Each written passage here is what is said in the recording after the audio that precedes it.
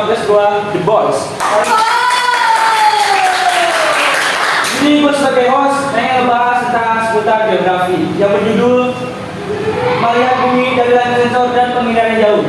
Di sini gue bakal mengundang beberapa narasumber dari pelajaran geografi. Silakan masuk.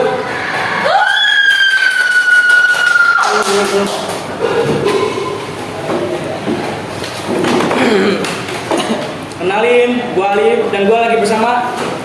Halo semuanya, gue Jidan, pelajar geografi yang lagi belajar tentang sistem geografi dan bagaimana sistem ini digunakan di kehidupan manusia.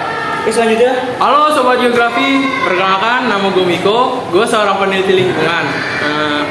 Dalam kehidupan sehari-hari tuh gue sering banget gunain pemetaan lingkungan sebagai kondisi memantau kondisi alam.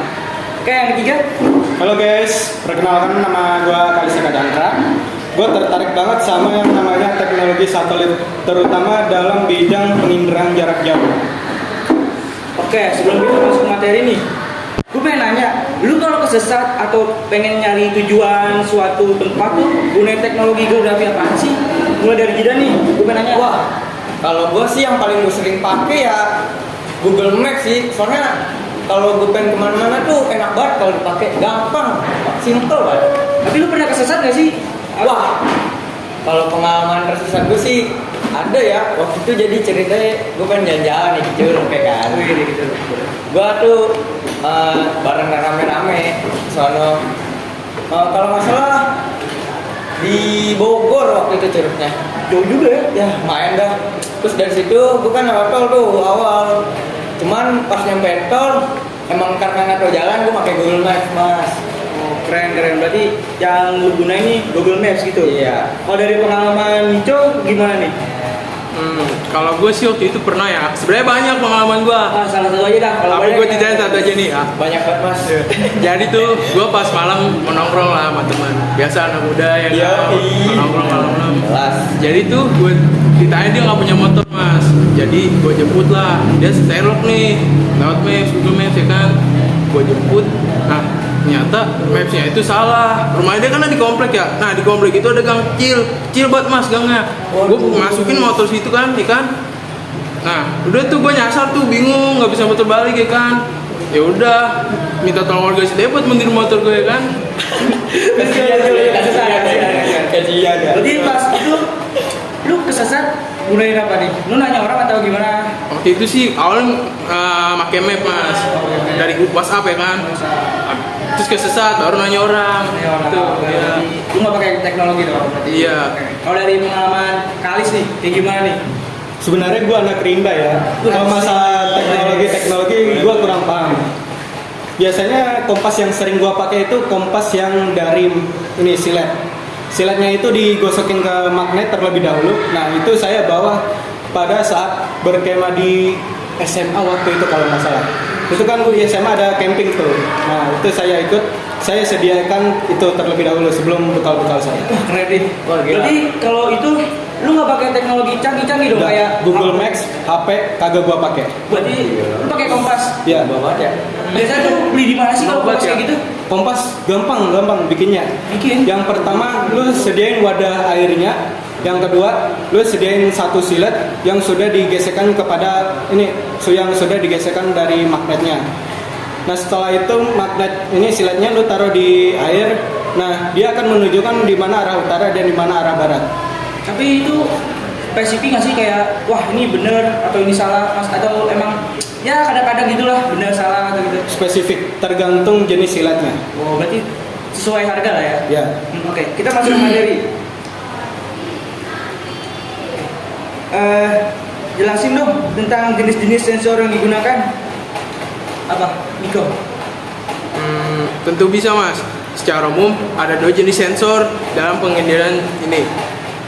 Pertama sensor pasif yang menangkap energi alami seperti cahaya matahari. Contohnya itu kamera satelit optik. Nah yang kedua itu sensor aktif mas. Yang memancarkan sinyal sendiri seperti radar lalu menangkap pantulannya sendiri dari permukaan bumi. Kedua sensor ini saling melengkapi. Misalnya sensor aktif bisa digunakan meskipun di malam hari atau saat cuaca berawan. Oke, tadi gue lupa nih nanya apa tentang pengertiannya. Gue pengen nanya dulu dong ke Kalis. Pengertian pengirahan jauh itu apaan sih menurut lu gitu? Oke. Setahu gua ya, pengindaran jarak jauh adalah teknik informasi dengan mengambil data dari satelit dan dikirim ke bumi. Tergantung itu informasi apa, tapi hasilnya akan menghasilkan gambar atau peta. Oke, keren juga nih. Nah kalau begitu bisa penting. Nah, jadi bisa dibilang pengirahan jauh itu kayak mata manusia di langit yang bisa melihat bumi kapanpun. Betul, Ya. Mas. Nah, jadi dari sudut pandang lu gimana Dan? Apa manfaat penghindaran jauh dalam kehidupan sehari-hari lu nih? Wah, banyak banget sih. Ya dulu, aduh. Oke, Libet itu. Biasa lidah dulu ya. Oke. Lidah itu. Oke. Tapi banyak banget sih sebenarnya, Mas. Beberapa diantaranya itu satu ada pemetaan wilayah. Itu untuk membuat peta dengan cepat dan sangat akurat. Yang kedua itu ada pertanian.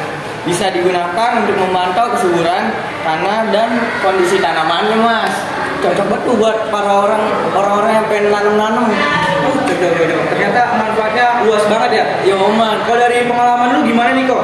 Gimana penghindaran jauh mampu membantu dalam pekerjaan di bidang lingkungan? Perannya sih besar banget ya Mas. Misalnya nih, waktu pemantau kebakaran hutan, kami bisa lihat langsung area yang terbakar lewat citra satelit. Data itu membantu tim di lapangan untuk bergerak lebih cepat nih Mas. Jadi pengedaran jauh bukan cuma teknologi canggih, tapi juga alat penting untuk menjaga bumi kita. Wah, keren. Karis, menurut lu gimana perkembangan penghindaran jauh di Indonesia ke depannya? Kedepannya ya, kemungkinan besar akan semakin maju ya. Karena Indonesia sudah punya satelit, yaitu satelit 8A4 dan berbagai satelit lainnya yang sudah diluncurkan dari beberapa tahun lalu kan. Nah, itu kemungkinan bisa dilanjutkan lagi dan dikembangkan lagi oleh anak-anak Indonesia ke depannya pada saat Indonesia Emas 2045. Wah, keren banget sih dari pembahasan kita sebelum menutup. Gue tadi lupa kasih slogan, cuman gue punya slogan. Lu bisa ikutin gue pada? Bisa, Mas. Slogannya apa nih? Apa? Ini boys for life. Oke, Oh, boleh. Kalau gue nyebut Keren juga. Kalau gue nyebut the boys, lu bilang gitu ya. Oke. 1, 2, 3. The boys. Boys.